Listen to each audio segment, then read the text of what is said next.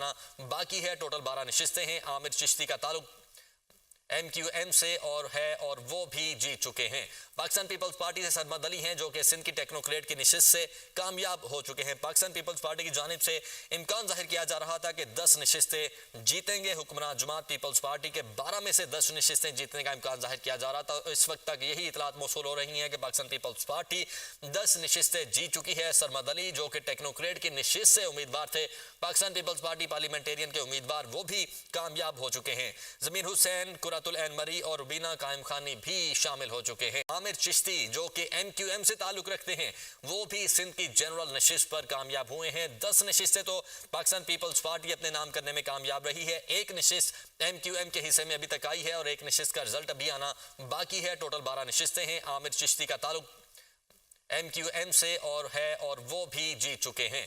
Pakistan Peoples party سے سرمد علی ہیں جو کہ سندھ کی ٹیکنوکریٹ کی نشست سے کامیاب ہو چکے ہیں۔ پاکستان پیپلز پارٹی کی جانب سے امکان ظاہر کیا جا رہا تھا کہ 10 نشستیں جیتیں گے۔ حکمراں جماعت پیپلز پارٹی کے 12 میں سے 10 نشستیں جیتنے کا امکان ظاہر کیا جا رہا تھا۔ اس وقت تک یہی اطلاعات موصول ہو رہی ہیں کہ پاکستان پیپلز پارٹی 10 نشستیں جیت چکی ہے۔ سرمد علی جو کہ ٹیکنوکریٹ کی نشست سے امیدوار تھے، پاکستان پیپلز پارٹی پارلیمنٹیرین کے امیدوار، وہ بھی کامیاب ہو چکے ہیں۔ ضمیر حسین، قرۃ العین مری اور روبینہ قائم خانی بھی شامل ہو چکے ہیں۔ عامر چشتی جو کہ ایم کیو ایم سے تعلق رکھتے ہیں، وہ بھی سندھ کی جنرل نشست پر کامیاب ہوئے ہیں۔ 10 نشستیں تو پاکستان پیپلز پارٹی اپنے نام کرنے میں کامیاب رہی ہے۔ ایک نشست ایم کیو ایم کے حصے میں ابھی تک آئی ہے اور ایک نشست کا رزلٹ ابھی آنا باقی ہے۔ ٹوٹل 12 نشستیں ہیں۔ عامر چشتی کا تعلق ایم کیو